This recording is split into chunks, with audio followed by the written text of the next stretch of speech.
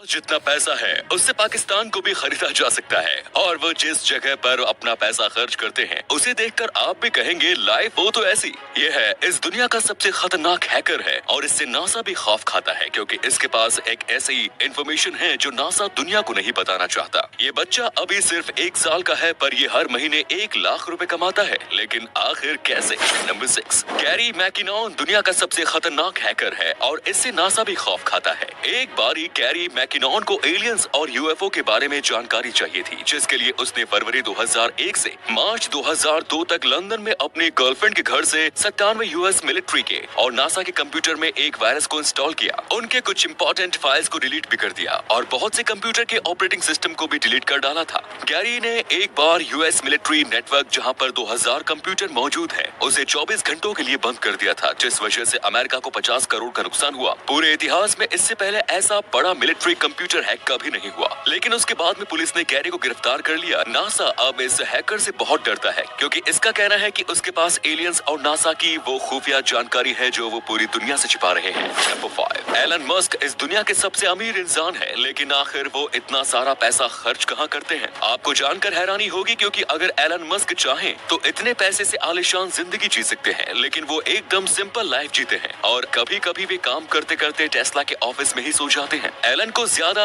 Materialistic चीजों का शौक नहीं है, लेकिन एलन को एक चीज का बहुत शौक है और वो है पुरानी रॉयल कार्स का। 2013 में एलन मस्क ने 7 करोड़ की rare Lotus Esprit sports car खरीदी थी जो 1977 में जेम्स बॉन्ड मूवी में इस्तेमाल की गई थी। एलन के पास खुद के 2 प्राइवेट जेट्स भी हैं जिसकी कीमत 470 करोड़ रुपए है। एलन पार्टी बहुत ही कम करते हैं, लेकिन जब भी करते हैं तो कोई रोक टोक नहीं होनी चाहिए, इसीलिए उन्होंने न्यूयॉर्क में कॉस्टली पार्टी के लिए एक किला खरीद रखा है। एलन ने साउथ अफ्रीका, कनाडा और अमेरिका 3 देशों की नागरिकता भी खरीद रखी है। इसके अलावा एलन मस्क अपना पैसे रियल एस्टेट के बिजनेस में भी खर्च करते हैं। उनके घर की कीमत 120 करोड़ रुपए है।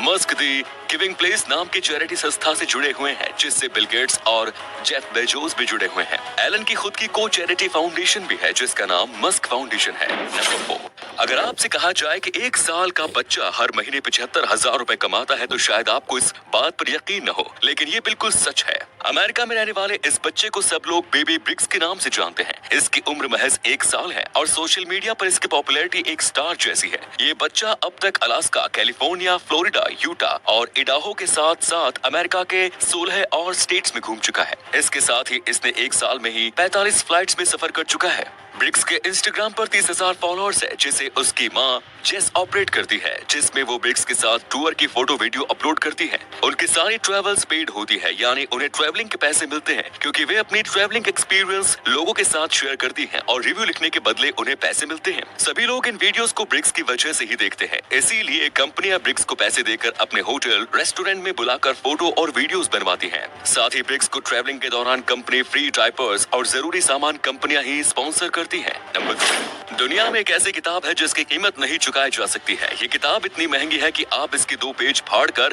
बेच के एक प्राइवेट प्लेन खरीद सकते हैं। इस किताब का नाम है द कोडेक्स लिसेस्टर। इसे लियोनार्डो दा विंची ने लिखा था और ये उनकी सबसे फेमस साइंटिफिक जर्नल है। इसमें 72 पेज हैं और लियोनार्डो दा विंची ने जिसमें चंद्रमा, पानी और दूसरी नेचुरल चीजों पर अपने हाथों से सिद्धांत लिखे हुए हैं। दुनिया के सबसे अमीर आदमी बिल गेट्स ने इसे 202.2 करोड़ रुपए में खरीद कर दुनिया में सबसे महंगी किताब खरीदने का रिकॉर्ड बनाया था। हालांकि उन्होंने इतनी महंगी किताब क्यों खरीदी है, अभी भी एक राज है जो सिर्फ उन्हें ही पता है। विंडोज 95 के लिए इस बुक को माइक्रोसॉफ्ट प्लस के स्क्रीन सेवर के लिए स्कैन किया गया था। नंबर 2, चाइना ने एक बार एक प्रोजेक्ट के तहत खुद अपनी तरफ से $200 मिलियन खर्च करके अफ्रीका की 186 बिल्डिंग्स बनवाई थी, जिसमें से एक बिल्डिंग अफ्रीकन यूनियन की हेडक्वार्टर थी। लेकिन चीन ने उस बिल्डिंग को बनाते वक्त उसमें जो हरकत की थी उसे जानकर आपके होश उड़ जाएंगे।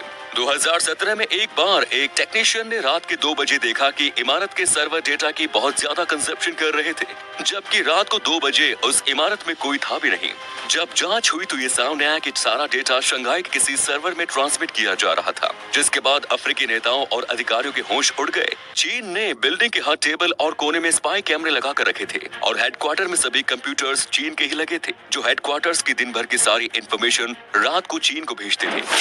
हाल ही में केरल दरअसल सरकार ने दहेज प्रथा के खिलाफ बड़ा कदम उठाया है। केरल में दहेज को लेकर हत्या बहुत आम हो गई है, इसलिए केरल गवर्नमेंट ने एक लॉ पास किया है और इस लॉ के अकॉर्डिंग सरकारी नौकरी करने वाले आदमियों को शादी के 1 महीने के अंदर अपने विभाग के चीफ को घोषणा पत्र देना पड़ेगा कि उन्होंने शादी में किसी भी तरह का कोई दहेज नहीं लिया है। इस घोषणा पत्र पर उसकी पत्नी, पिता और ससुर के सिग्नेचर जरूर होने चाहिए। सरकार ने कहा है कि वो सरकारी कर्मचारियों के माध्यम से दहेज प्रथा की सोसाइटी में नेगेटिव इफेक्ट्स के बारे में जागरूकता फैलानी चाहती है और जो भी इस नियम का पालन नहीं करेगा उसे नौकरी से तो हमेशा के लिए निकाल दिया जाएगा, लेकिन उसे जेल भी हो सकती है क्योंकि दहेज देना एक जुर्म और पाप है।